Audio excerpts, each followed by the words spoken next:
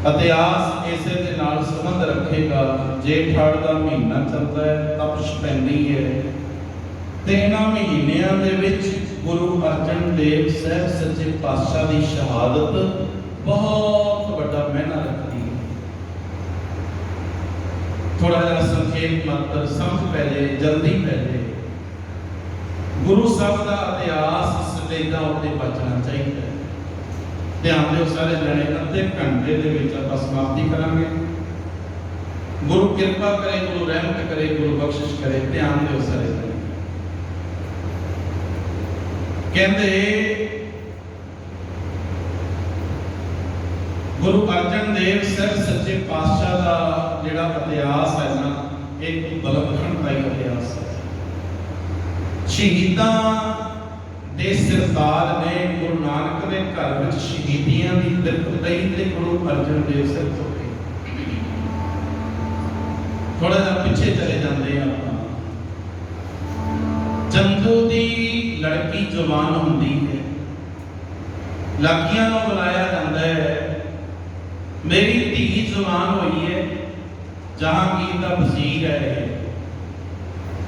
कोई चंगे तो चंगा बर लभो, चंगे तो चंगा घर लभो, इदां दा होवे, सोहना होवे, सुनखा होवे, उच्चा लम्मा होवे, धनवान होवे, ओदे चेहरे दे अगे दुनिया दी खुशियां फिक्कियां पैंदियां होण, इदां दा होना चाहिए। बड़ी दुनिया भाली जिद्दां दा चंदू लभ रहा ना रिश्ता कुड़ी वास्ते, उदां दा लभ नहीं है। लागी टोलदे सतगुरु गुरु अर्जन देव साहब सच्चे पातशाह के दर ते जांदे ने। की तकिया राजे महाराजे दर्शन करने वास्ते लैना विच खड़े ने। हजारां लखां दियां अमानतां लोकी चरनां विच रख के नमस्कार करते ने। गुरु अर्जन देव पातशाह की हजूरी विच रागी सिंह कीर्तन करते ने, जस हो रहे हैं, लंगर चल रहे ने, हिंदू आवे, मुसलमान आवे, कोई भी आवे, चारे वर्णों तो लोग आते ने, सारियां नूं एक साथ का सत्कार मिलता है। आपसी द्वेष भावना इस दर ते खत्म है। हर एक नूं बड़ा मान ते ताण मिल रहा है। गुरु नानक दे घर दे विच इदां दा लागियां ने तकिया, की तकिया गुरु अर्जन देव साहब जी के कोल इन्हां दे सपुत्र गुरु हरगोबिंद जी, अजे गुरता कदी नहीं मिली। हरगोबिंद जी बड़े उच्चे लम्बे ने, बहुत सोहने सुरखे ने, ते एक कह लो घर भी बहुत ऊंचा है। गुरु नानक दा घर इस दे घर दे बराबर किहदा घर बनिया अज तक। लागियां ने जोग समझ के चंदू दी लड़की दे रिश्ते दा रुपया साध संगत पातशाह गुरु हरगोबिंद साहब के वास्ते चुन लिया। असी चंदू दी लड़की का रिश्ता दे के चले हैं। ते साध संगत जदों लागी वापस गए ना, चंदू पुछदा पिया, कहंदा तुहानूं एक बर लभण घल्लिया सी, कहंदे जी लभ आए हैं। कौन है? कहंदे गुरु अर्जन देव साहब जियां दे सुपुत्र गुरु हरगोबिंद साहब ने, ओ तुहाडी लड़की वास्ते जोग ने। चंदू ने अपने मत्थे ते हथ मारिया ते नाल लागियां नूं एक बोली मारी है। बोली केड़ी? कहदा जाओ नीचो, नीचा वाले काम करके आए। नीचा वाले काम कहते जी की होया? कहदा होना की है, चवारे दी एक मोरी नूं लग गया। आप चबारा बनिया ते गुरु नानक दे घर नूं मोरी दस्सिया है। चबारे दी इट मोरी नूं लाके आ गए। ये गल बोली। चलो गल कहदी आ, तू मैनूं मूहों कढ, मैं तैनूं पिंडों कढदी आ। गल दा दसो भाई। गल कहदी तू मैनूं मूहों कढ, मैं तैनूं पिंडों कढदी आ। ते इधरों साध संगत गल उड़दी पहला दिल्ली दीयां संगतां विच गल आई, लाहौर दीयां संगतां विच गल आई, पंजाब दीयां संगतां विच गल आई। संगतां इकट्ठियां होईयां, गुरु साहब कोल पहुंचियां ते जाके गुरु साहब नूं बेनती करी, पातशाह ਅਸੀਂ ਚੰਦੂ ਦੀ ਲੜਕੀ ਦਾ ਰਿਸ਼ਤਾ ਨਹੀਂ ਲੈਣਾ, ਨਹੀਂ ਲੈਣਾ। ਗੱਲ ਸਮਝਿਓ, ਹੁਣ ਤੁਹਾਡੇ ਮਤਲਬ ਦੀ ਗੱਲ ਹੈ। ਅਸੀਂ ਰਿਸ਼ਤਾ ਨਹੀਂ ਲੈਣਾ। ਮਹਾਰਾਜ ਕਹਿੰਦੇ ਕਿਉਂ? ਕਹਿੰਦੇ ਮਹਾਰਾਜ ਉਹ ਵੱਡਾ ਬਣਦਾ ਹੈ, ਉਹ ਚਵਾਰਾ ਬਣਦਾ ਹੈ, ਉਹ ਗੁਰੂ ਨਾਨਕ ਦੇ ਘਰ ਨੂੰ ਮੋਰੀ ਕਹਿੰਦਾ। ਫਿਰ ਇੱਥੇ ਗੁਰੂ ਅਰਜਨ ਦੇਵ ਸਾਹਿਬ ਜੀਆਂ ਨੇ ਇੱਕ ਫੈਸਲਾ ਲਿੱਤਾ ਸੀ, ਭਾਈ ਜੋ ਸੰਗਤ ਨੂੰ ਚੰਗਾ ਲੱਗੇ, ਸੰਗਤ ਕੀ ਵਿਸਵੇ ਹੈ ਤੇ ਗੁਰੂ ਵੀ ਵਿਸਵੇ। ਇੱਥੇ ਗੱਲ ਕਹੀ ਸੀ। ਹੁਣ ਇੱਥੇ ਗੱਲ ਕਈ ਕਹਿਣਗੇ ਵੀ ਗੁਰੂ ਵੀ ਵਿਸਵੇ ਦੀ ਸੰਗਤ ਕੀ ਵਿਸਵੇ। ਕਈ ਬੰਦੇ ਗੱਲ ਕਰਨਗੇ ਇਹ ਬਚਨ ਕੇਵਲ ਤੇ ਕੇਵਲ ਗੁਰੂ ਸਾਹਿਬ ਨੇ ਕਿਹਾ, ਸਾਨੂੰ ਨਹੀਂ ਕਹਿਣਾ ਬਣਦਾ। ਅਸੀਂ ਨਹੀਂ ਕਹਿਣਾ ਹੈ ਕਿ ਗੁਰੂ ਛੋਟਾ ਹੈ ਸੰਗਤ ਵੱਡੀ ਹੈ। ਗੁਰੂ ਸੰਗਤ ਬਣਾ ਸਕਦਾ ਹੈ। ਸੱਚ ਜਾਣਿਓ, ਸੰਗਤ ਲੱਖ ਕੋਸ਼ਿਸ਼ ਕਰੇ ਕਦੇ ਗੁਰੂ ਨਹੀਂ ਬਣਾ ਸਕਦੀ, ਕਦੇ ਵੀ। ਸੰਗਤ ਗੁਰੂ ਸੰਗਤ ਬਣਾ ਸਕਦਾ ਹੈ। ਇਹ ਗੱਲ, ਇਹ ਬਚਨ ਗੁਰੂ ਸਾਹਿਬ ਨੇ ਵਰਤੇ ਆ। ਅਸੀਂ ਨਹੀਂ ਕਹਿਣਾ ਕਿ ਗੁਰੂ ਛੋਟਾ ਹੈ। ਜੇ ਪੁੱਛਣਾ ਹੋਵੇ ਫਿਰ ਬਾਣੀ ਤੋਂ ਪੁੱਛ ਲੈਂਦੇ ਆ, ਮਹਾਰਾਜ ਸੰਗਤ ਵੱਡੀ ਹੈ ਕਿ ਗੁਰੂ ਵੱਡਾ ਹੈ? ਇਹ ਪੁੱਛ ਲੈਂਦੇ ਆਪਾਂ ਬਾਣੀ ਤੋਂ। ਹਰ ਗੱਲ ਦਾ ਜਵਾਬ ਹੈ ਬਾਣੀ ਦੇ ਵਿੱਚ। ਮਹਾਰਾਜ ਤੋਂ ਪੁੱਛੋ ਮਹਾਰਾਜ ਵੱਡਾ ਕੌਣ ਹੈ? ਫਿਰ ਗੁਰੂ ਗ੍ਰੰਥ ਸਾਹਿਬ ਮਹਾਰਾਜ ਕਹਿੰਦੇ ਗੁਰੂ ਸਮੁੰਦਰ ਨਦੀ ਸਭ ਸਿੱਖੀ। ਕਹਿੰਦੇ ਗੁਰੂ ਸਮੁੰਦਰ ਹੈ, ਸਿੱਖੀ ਸੇਵਕੀ ਨਦੀਆਂ ਨਾਲੇ ਨੇ। ਸਮੁੰਦਰ ਕੀ ਹੁੰਦਾ ਹੈ? ਸਮੁੰਦਰ ਦੇ ਵਿੱਚ ਸੈਂਕੜੇ ਨਹਿਰਾਂ ਆ ਕੇ ਡਿੱਗ ਪੈਣ, ਉਹ ਕਦੇ ਵੀ ਭਰਿਆ ਨਹੀਂ ਕਰਦਾ। ਪਰ ਉਹਦੇ ਵਿੱਚੋਂ ਸੈਂਕੜੇ ਨਹਿਰਾਂ ਨਿਕਲ ਜਾਣ, ਉਹ ਕਦੇ ਖਾਲੀ ਨਹੀਂ ਹੋਇਆ ਕਰਦਾ। ਉਹਨੂੰ ਸਮੁੰਦਰ ਕਹਿੰਦੇ। ਗੁਰੂ ਸਮੁੰਦਰ ਹੈ, ਸਿੱਖੀ ਸੇਵਕੀ ਨਦੀਆਂ ਨਾਲੇ ਨੇ। ਇਹ ਨਦੀਆਂ ਦਰਿਆ ਨੇ। ਗੁਰੂ ਵੱਡਾ ਭਾਈ, ਸੰਗਤ ਨਹੀਂ। ਸੰਗਤ ਗੁਰੂ ਬਣਾ ਸਕਦੀ।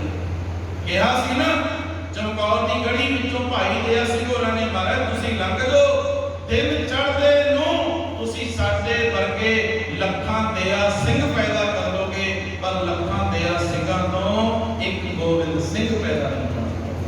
ਗੁਰੂ ਵੱਡਾ। ਇਹ ਬਚਨ ਗੁਰੂ ਸਾਹਿਬ ਨੇ ਵਰਤਿਆ ਕਿ ਭਾਈ ਗੁਰੂ ਸੰਗਤ ਵੱਡੀ ਹੈ, ਸੰਗਤ ਦੀ ਕੀ ਵਿਸਵੇ, ਗੁਰੂ ਵੀ ਵਿਸਵੇ। ਚੰਦੂ ਦੀ ਲੜਕੀ ਦੇ ਰਿਸ਼ਤੇ ਦਾ ਜਵਾਬ ਦਿੱਤਾ ਗਿਆ। ਜਵਾਬ ਦਿੱਤਾ ਗਿਆ। ਜਦੋਂ ਜਵਾਬ ਦਿੱਤਾ, ਪਹਿਲਾਂ ਤਾਂ ਰਿਸ਼ਤਾ ਹੋਣ ਤੇ ਬਚਿਆ, ਫਿਰ ਰਿਸ਼ਤਾ ਟੁੱਟਣ ਤੇ ਬਚਿਆ। ਬੋਲਦਾ ਪਿਆ ਮੈਂ ਤੈਨੂੰ ਵੇਖਾਂਗਾ, ਅੱਗ ਕੜਤਣ ਬੋਲਦੀ ਹੈ ਅੰਦਰ ਤੇ, ਮੈਂ ਤੈਨੂੰ ਵੇਖਾਂਗਾ, ਸਮਾਂ ਆਏ ਤੇ ਮੈਂ ਤੈਨੂੰ ਦੇਖਾਂਗਾ। ਚਲੋ, ਪਹਿਲਾ ਕਾਰਨ ਹੈ ਗੁਰੂ ਅਰਜਨ ਦੇਵ ਸਾਹਿਬ ਪਾਤਸ਼ਾਹ ਦੀ ਸ਼ਹੀਦੀ। ਦੂਜਾ ਕਾਰਨ ਕਹਿੰਦੇ ਜਹਾਂਗੀਰ ਉਸ ਟਾਈਮ ਦਾ ਬਾਦਸ਼ਾਹ, ਇਹਦੇ ਘਰ ਦੇ ਵਿੱਚ ਬਗਾਵਤ ਹੋਈ। ਜਿਵੇਂ ਪੁੱਤ ਪਿਓ ਲੜ ਪੈਣ, ਪੁੱਤਰ ਦੇ ਨਾਲ ਬਗਾਵਤ ਹੋਈ। ਪੁੱਤਰ ਦਾ ਨਾਮ ਹੈ ਖੁਸਰੋ। ਇਹਨੂੰ ਦੇਸ਼ ਨਿਕਾਲਾ ਦਿੱਤਾ ਗਿਆ, ਖੁਸਰੋ। ਤੇ ਨਾਲ ਬੋਲਿਆ ਗਿਆ ਜਿਹੜਾ ਇਹਨੂੰ ਮੂੰਹ ਲਾਵੇਗਾ ਉਹਨੂੰ ਸਜ਼ਾਏ ਮੌਤ ਦਿੱਤੀ ਜਾਵੇਗੀ। ਜਦੋਂ ਖੁਸਰੋ ਕਿਸੇ ਦੇ ਘਰ ਦਾ ਦਰਵਾਜ਼ਾ ਖੜਕਾਉਂਦਾ ਹੈ, ਸਰਕਾਰੀ ਫਰਮਾਨ ਉਹਦੇ ਕੰਨਾਂ ਵਿੱਚ ਵੱਜਦੇ ਨੇ, ਇਹ ਜਹਾਂਗੀਰ ਦਾ ਮੁੰਡਾ ਹੈ, ਇਹਨੂੰ ਘਰ ਨਹੀਂ ਬਣਨਾ, ਇਹਨੂੰ ਕਿਸੇ ਨੇ ਮੂੰਹ ਨਹੀਂ ਲਾਇਆ। ਪਰ ਇਹ ਤੁਰਦਾ ਤੁਰਦਾ ਤੁਰਦਾ ਜਦੋਂ ਅੰਮ੍ਰਿਤਸਰ ਸਾਹਿਬ ਪਹੁੰਚਿਆ ਨਾ, ਉੱਥੇ ਬਾਦਸ਼ਾਹ ਨੇ ਇਹਨੂੰ ਰਹਿਣ ਵਾਸਤੇ ਟਿਕਾਣਾ ਵੀ ਦਿੱਤਾ, ਇਹਨੂੰ ਖਾਣ ਵਾਸਤੇ ਖਾਣਾ ਵੀ ਦਿੱਤਾ, ਇਹਨੂੰ ਪਹਿਨਣ ਵਾਸਤੇ ਕੱਪੜੇ ਵੀ ਦਿੱਤੇ, ਤੇ ਇਹਨੂੰ ਕੁਝ ਦਿਨ ਰੱਖਿਆ। ਜਦੋਂ ਚੱਲਣ ਲੱਗਿਆ ਫਿਰ ਉਹਨੂੰ ਖਰਚਾ ਵੀ ਦਿੱਤਾ। ਇਹ ਗੱਲ। ਹੁਣ ਦੂਜੀ ਗੱਲ, ਟਰੱਕਾਂ ਵਾਲੇ ਵੀਰ ਬੈਠੇ ਹੋਣਗੇ ਸੰਗਤ ਵਿੱਚ, ਟਰਾਂਸਪੋਰਟ ਦਾ ਕੰਮ ਕਰਨ ਵਾਲੇ ਬੈਠੇ ਹੋਣਗੇ। ਉਹਨਾਂ ਨੇ ਗੱਡੀਆਂ ਪਿੱਛੇ ਲਿਖਿਆ ਹੁੰਦਾ ਆਪਣਿਆਂ ਤੋਂ ਬਚੋ, ਲਿਖਿਆ ਹੁੰਦਾ ਨਾ ਆਪਣਿਆਂ ਤੋਂ ਬਚੋ। ਦੂਜੀ ਗੱਲ ਮੈਂ ਸਟੇਜ ਉੱਤੇ ਅਕਸਰ ਕਰਦਾ, ਜ਼ਿੰਦਗੀ ਵਿੱਚ ਕੋਸ਼ਿਸ਼ ਕਰੋ ਆਪਣੇ ਮਿੱਤਰ ਘੱਟ ਬਣਾਇਓ, ਆਪਣੇ ਦੋਸਤ ਘੱਟ ਬਣਾਇਓ, ਕਿਉਂਕਿ ਜਿੱਦਣ ਵੀ ਤੁਹਾਡੇ ਦੁਸ਼ਮਣ ਪੈਦਾ ਹੋਣਗੇ ਨਾ, ਉਹ ਤੁਹਾਡੇ ਮਿੱਤਰਾਂ ਵਿੱਚੋਂ ਪੈਦਾ ਹੋਣਗੇ। ਰਾਹ ਜਾਂਦਾ ਬੰਦਾ ਕਦੇ ਵੀ ਦੁਸ਼ਮਣ ਨਹੀਂ ਬਣਦਾ। ਤੁਹਾਡੇ ਮਿੱਤਰਾਂ ਵਿੱਚੋਂ ਦੁਸ਼ਮਣ ਪੈਦਾ ਹੋਣੇ ਨੇ। ਭਤੀਜਾ नहीं गया बगावत करना।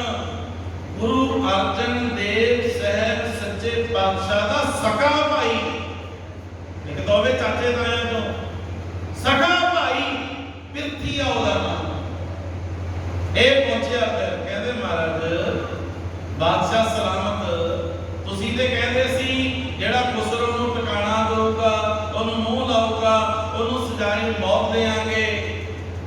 ਗੁਰੂ ਅਰਜਨ ਦੇਵ ਨੇ ਤਾਂ ਸਭ ਕੁਝ ਕੀਤਾ, ਉਹਨੂੰ ਰੱਖਿਆ ਵੀ, ਕੱਪੜਾ ਵੀ ਦਿੱਤਾ, ਖਾਣਾ ਵੀ ਦਿੱਤਾ, ਰਹਿائش ਵੀ ਦਿੱਤੀ, ਪੈਸਾ ਵੀ ਦਿੱਤਾ। ਤੁਸੀਂ ਕਿਹੜੀ ਲੱਤ ਤੋੜ ਲਈ ਇਹਨਾਂ ਦੀ? ਕੰਨ ਭਰੇ, ਕੰਨ ਭਰੇ। ਤੁਸੀਂ ਕੀ ਵਿਗਾੜ ਲਿਆ ਉਹਨਾਂ ਦਾ? साध संगत कहना पैंदा है, कच्चे कोठियां मुझे काले लिपिए नाचे, कोठियां मुझे काले लिपिए नाच,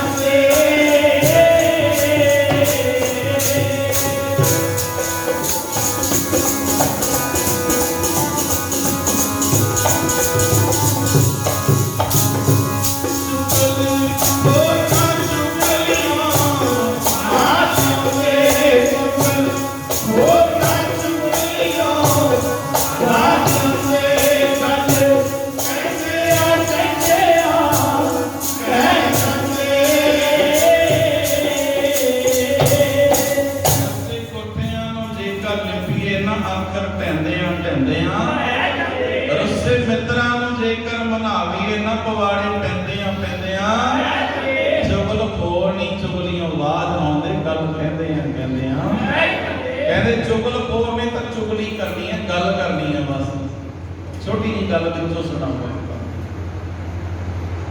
किसी दे मुंडे दा रिश्ता नहीं होंदा सी पिंड, उन्होंने भानी मारनी। हुण हरेक पिंड विच मोड़ दे उपर तां 5-7 जने बैठे हुंदे हैं ना, बोड़ थल्ले बोड़ उत्ते अक्सर लोग बैठे हुंदे, ध्यान दिओ सारे जने बह जाओ तो साध संगत ਜਦੋਂ ਅਕਸਰ ਲੋਕ ਬੈਠੇ ਹੁੰਦੇ ਪਿੰਡਾਂ ਦੇ ਕੋਲਾਂ ਉੱਤੇ, ਖਾਣ ਲੈਂਦੀ ਫਲਾਣੇ ਦੇ ਮੁੰਡੇ ਦਾ ਰਿਸ਼ਤਾ ਨਹੀਂ ਆਉਂਦਾ। ਜਦੋਂ ਵੀ ਕਿਸੇ ਨੇ ਆਉਣਾ ਪਹਿਲਾਂ ਤਾਂ ਮੋੜ ਦੀ ਮੋੜ ਦੇਣਾ, ਤੁਸੀਂ ਉੱਥੇ ਯਾਰ ਕੁੜੀ ਕੁਝ ਧੱਕਾ ਦੇ ਦਿਓ, ਇਦਾਂ ਦੀ ਗੱਲਾਂ ਕਰ। ਚਲੋ ਇੱਕ ਫਿਰ ਕਿਤੇ ਵਿਚੋਲਾ ਤਕੜਾ ਪੈ ਗਿਆ, ਕੋਈ ਕਹਿੰਦਾ ਵੀ ਪਿੰਡ ਦੇ ਬੰਦੇ ਵੀ ਠੀਕ ਹੈਗੇ, ਉਹਨਾਂ ਨੇ ਰਿਸ਼ਤਾ ਨਹੀਂ ਹੋਣ ਦੇਣਾ, ਆਪਾਂ ਨੇ ਰੋਕਣਾ ਹੀ ਨਹੀਂ, ਕਿਤੇ ਆਪਾਂ ਨੇ ਘਰੇ ਜਾਣਾ ਸਿੱਧੇ। ਹੁਣ ਘਰ ਪਹੁੰਚ ਗਏ, सारी गलबात हो गई, पक्की चक्की हो गई। कहते भी बंदे कहे सी घर में कितने रिश्ते वाले ना हो। जब वापस होने ना वो जेडे बोर्ड थले बैठी सी ढाणी रोक लिया उन्होंने, कहते भी रुक लो, रोक ले। किधर आए सरदार जी? वो कहते भाई फलाना सिंह दे घर आए सी, काम सी कोई? कहते नहीं काम तो कोई नहीं सी हैगा, वैसे ही। कहते वैसे तो कोई भी नहीं आता, दसो तो साडे पिंड आए हैं, की सेवा करिए तुहाडी? दसो तो सही। उन्होंने ही बन गए उदा दे, कहते जी बस साडी बेटी सी, सरदार जी का मुंडा सी, चलो ठीक है, घर परिवार साडे वर्गे ही है, रिश्ता कर देंगे। अगों पता की बोलते, कहते भाई चंगी गल करो, रिश्ता करो। कहते जी परिवार किदां दा है? कहते दीवा लेके लभण लग जाओ, इदां दा टब्बर नहीं मिल सकता, महंगा भी करती ना, इदां दे नहीं मिल सकते टब्बर तुहानूं। नाले बहुत सौ मुंडा है, सारी फैमिली बड़ी चंगी है, किसी का देना नहीं कुछ, बहुत कुछ चंगा करने भी होर की चाहिए। सोचते हैं मन की मन च पिंड के बंदे तो भानी मारते, पर ये तो बड़ी सिफत करते।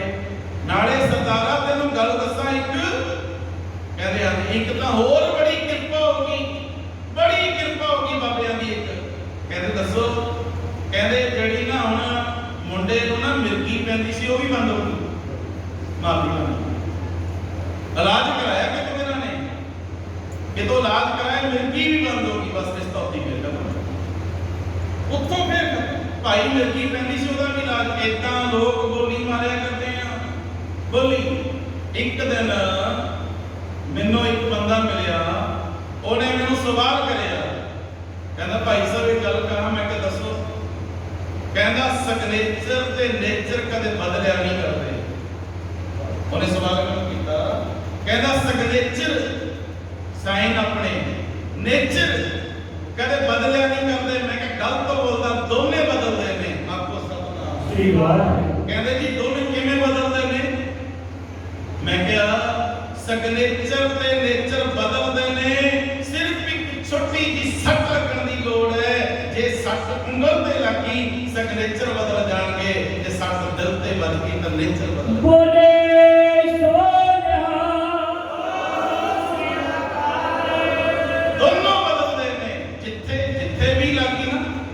ਚੇਂਜ ਹੋ ਜਾਣਗੇ। ਲੋਕੀ ਨੇਚਰ ਬਦਲ ਕੇ ਆਪਣਿਆਂ ਨੂੰ ਛੱਡ ਜਾਂਦੇ ਨੇ। ਇੱਥੇ ਵੀ ਤਾਂ ਨੇਚਰ ਹੀ ਚੇਂਜ ਹੋਇਆ ਤੇ ਆਖਣ ਲੱਗੇ, ਕਹਿੰਦੇ ਗੁਰਮੁਖਾ, ਕਹਿੰਦੇ ਤੁਸੀਂ ਕੀ ਵਿਗਾੜਿਆ ਉਹਨਾਂ ਦਾ?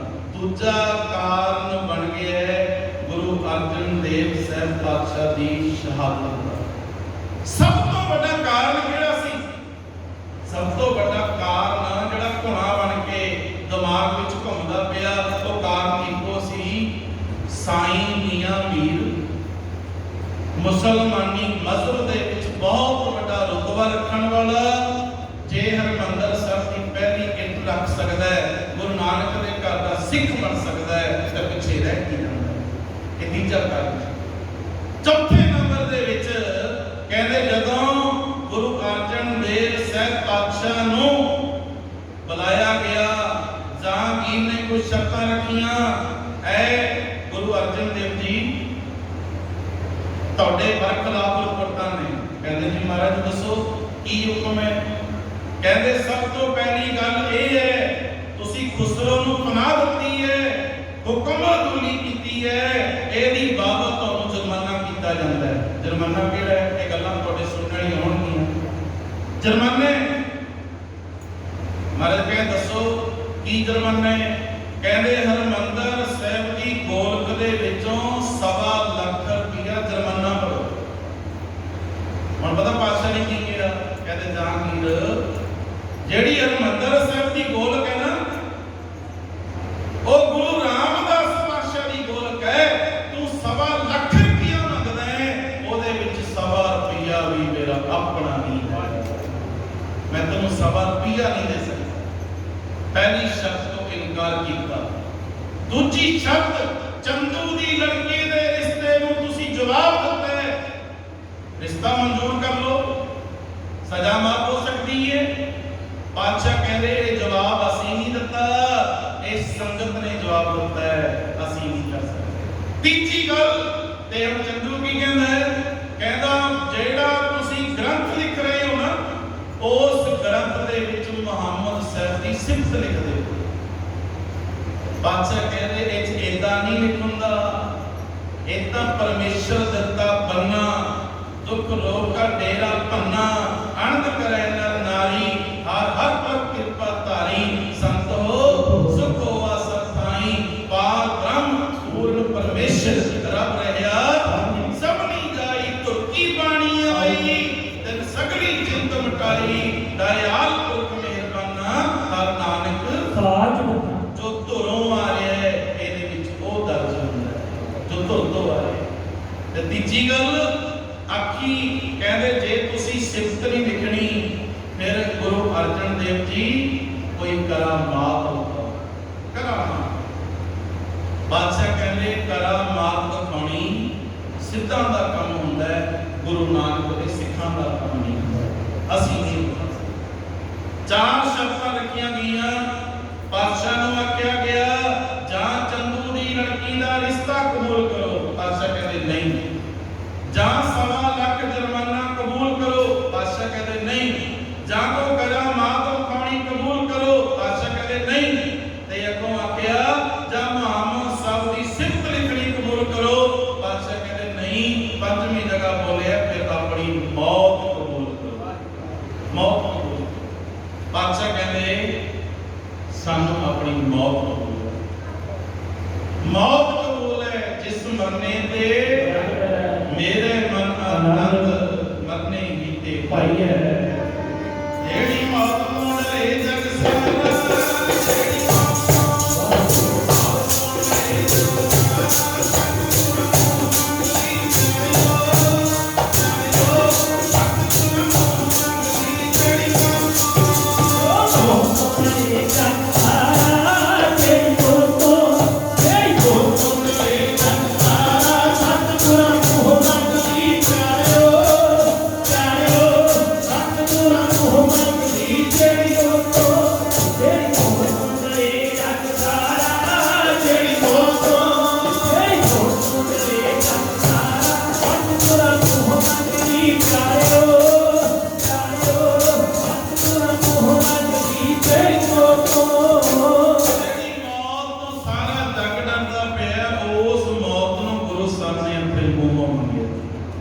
साध संगत जदों मौत कबूल की ना चंदू आखदा पिया कहता जी ये मेरा मुजरम है मैनू दिओ।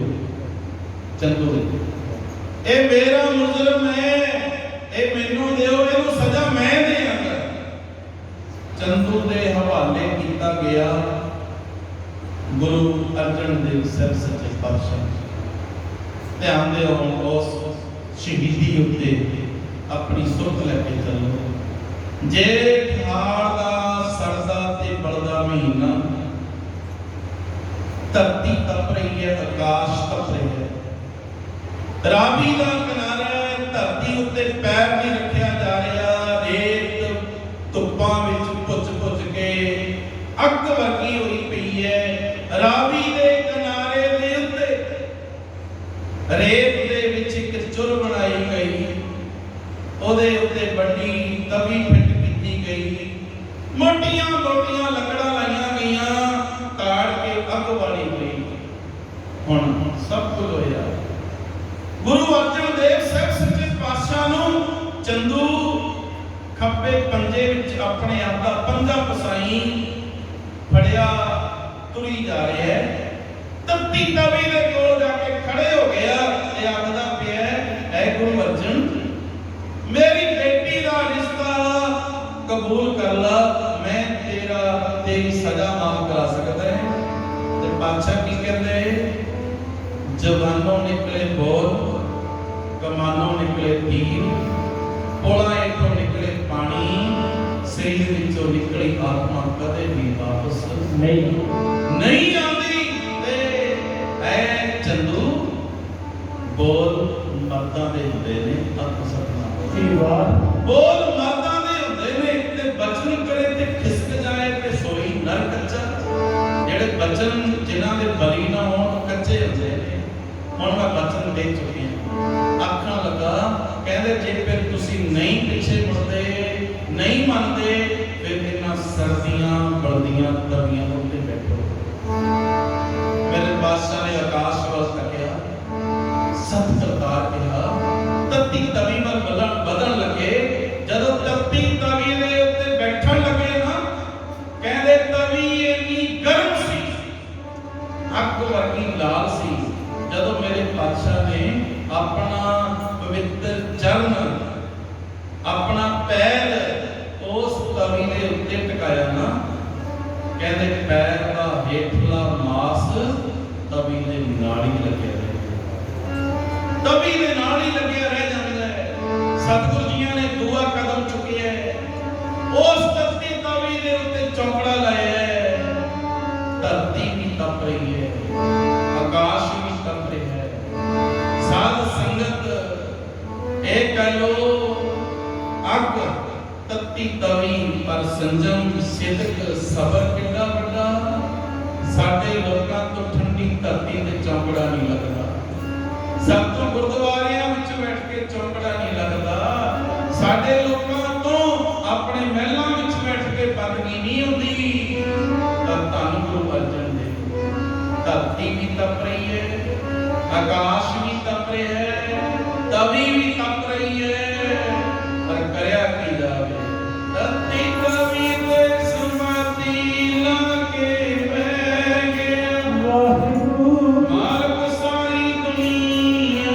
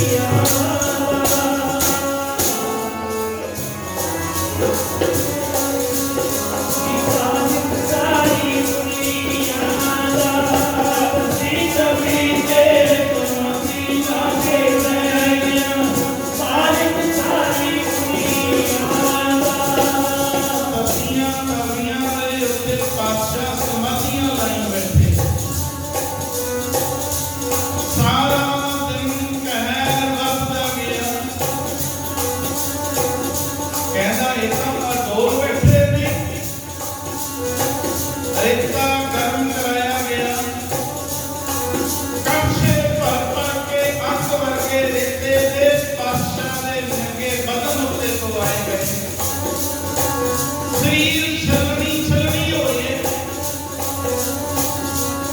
एक गल लाहौर दियां गलियां दे विच अग वांग फैली जा रही है सती तवी उत्ते बैठा बीबी पानी दा सती तवी उत्ते बैठा पानी दा सती तवी उत्ते बैठा पानी दा सती तवी उत्ते बैठा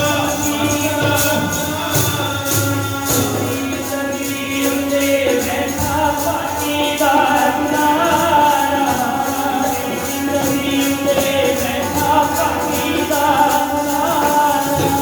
अपने ही दुश्मन बन के रब दा सहारा अपने ही दुश्मन बन के रब दा सहारा अपने ही दुश्मन बन के रब दा सहारा अपने ही दुश्मन बन के रब दा सहारा अपने ही दुश्मन बन के रब दा सहारा अपने ही दुश्मन बन के रब दा सहारा ए लाहौर दियां गलियां दे विच गल्लां हो रहीआं तत्ती तवी उत्ते गुरु अर्जन जी बैठे उन्हां दे शरीर उत्ते तत्ता ਏਕਾ ਪਾਇਆ ਜਾ ਰਿਹਾ ਹੈ पर साध संगत गल्लां सुन के साईं मियां मीर पहुंचिया की करिया तत्तियां कमलियां दे आसन ने तत्ता ਏਕਾ तन उत्ते साईं मियां मीर कहंदे पातशाह किहड़ियां ठेकां फिरन लगे होए मैनू हुक्म करो लाहौर दी इस नाल इकट्ठा कर रहे हैं मैनू हुक्म करो दिल्ली ते लाहौर विच कठमान करवाने हैं बादशाह कहंदे तेरे विच इंनियां शक्तियां कित्थों आईयां कहना महाराज हाथ सोचते नहीं कदे कदे सुखमणी सब कर लेना ए पावरा मैनू सुखमणी सब विचों मिली है तो मेरे बादशाह कहंदे तू ते सुखमणी सब पढ़दा ही आ जिन्हां ने सुखमणी सब लिखिया होते खाली बैठे ने क्या वो खाली ने ताकि नेत्र बंद कर जब नेत्र बंद करता है आकाशां दे विच की तकदा है करोड़ां ही गुप्त फौजां हथ जोड़ी खड़ीਆਂ ते नाल बोलदियां पईयां गुरु अर्जन जी बोलियो ना एक इशारा कर दियो ए दिल्ली ते लाहौर की दे विचारे धरती ते आकाश कर दईए धरती ते आकाश खत्म कर दईए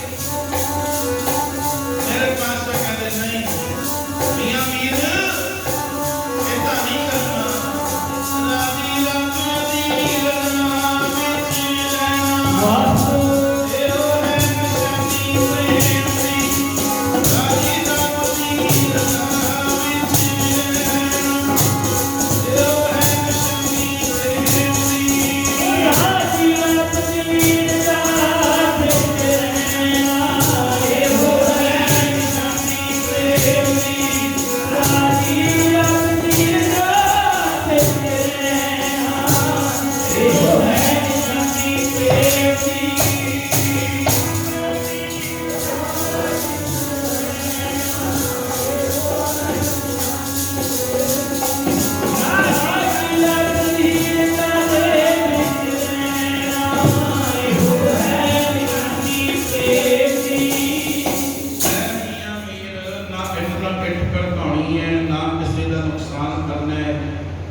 ਇਹ ਸਾਡੇ ਕਰਮਾਂ ਵਿੱਚ ਸੀ ਇਹ ਸਭ ਕੁਝ ਹੋਣਾ ਸੀ ਨਾ ਆਪਾਂ ਨਹੀਂ ਕਰਨਾ ਪੈਂਦਾ ਬਾਦਸ਼ਾਹ ਕਹਿੰਦੇ ਨੇੜੇ ਆ ਜਦੋਂ ਨੇੜੇ ਆਇਆ ਨਾ ਇੱਕ ਖੇਡ ਤੱਕਦਾ ਇੱਕ ਖੇਡ ਜਾਪਦਾ ਹੈ ਕਿਹੜੀ ਖੇਡ ਤੱਕਦਾ ਹੈ ਬਾਦਸ਼ਾਹ ਦੇ ਰੋਮ ਰੋਮ ਵਿੱਚੋਂ ਇੱਕ ਆਵਾਜ਼ ਆਉਂਦੀ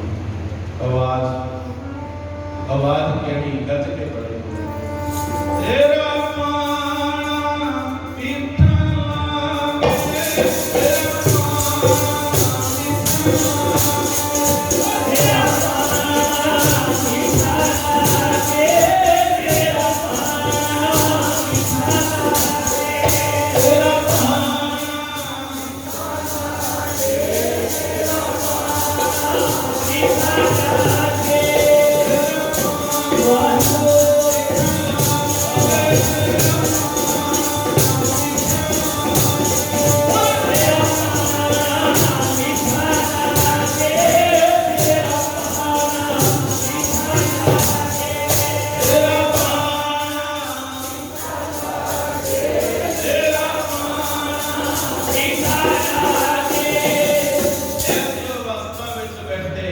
तेरा पाना मिठा लागे पानी विच बचन है जेड़ा सो सिख सखा बंधप है भाई जे गुर के भाने विच आवे अपने भाने विचल है भाई विछड़ चुप आवे समा संपूर्ण हो चुके मैं लास्ट ले वचन करके समाप्ति करा कहते पातशाह नूं शामां दा टाइम होया तपियां तवियां तो लाया गया ते चंदू अपने घर दे विच सलाहां करता है कल दिन चढ़ेगा पातशाह दे शरीर नूं गुरु अर्जन देव दे शरीर नूं गऊ दे कच्चे चमड़े विच मड़ांगे ज्यों-ज्यों चमड़ा सुकेगा त्यों-त्यों इन्हां नूं तकलीफ होवेगी ये आपे मर जाणगे इदां दी गल एक पासे चंदू सलाहां करता है ते दूजे